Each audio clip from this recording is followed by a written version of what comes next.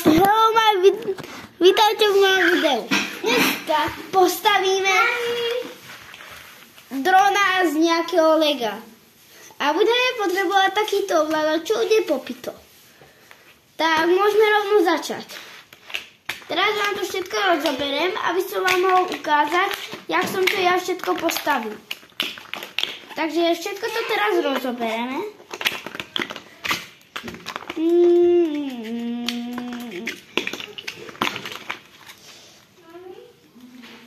Ale aby ste vedeli, prvá časť by mala byť dosť easy.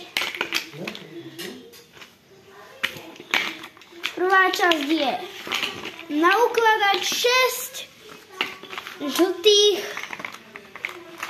dlhých kociek, čož sú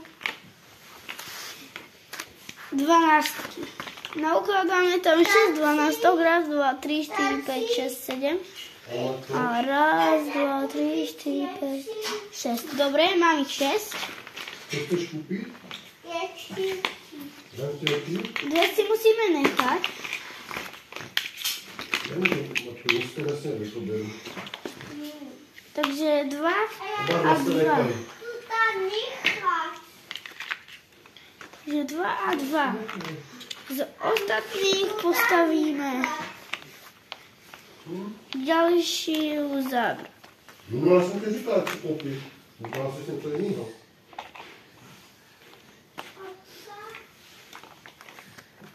Takže... Jaký boli, ne?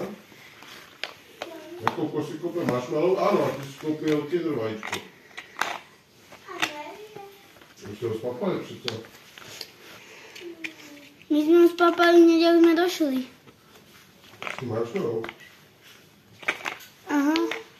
Takže takto. Toto je základ. Teraz už robíme druhú časť. Takže my pokračujeme. Sem položíme plochu a sem dáme ďalej. Môže teraz ma nevyrušuj. Robím video. Takže takto.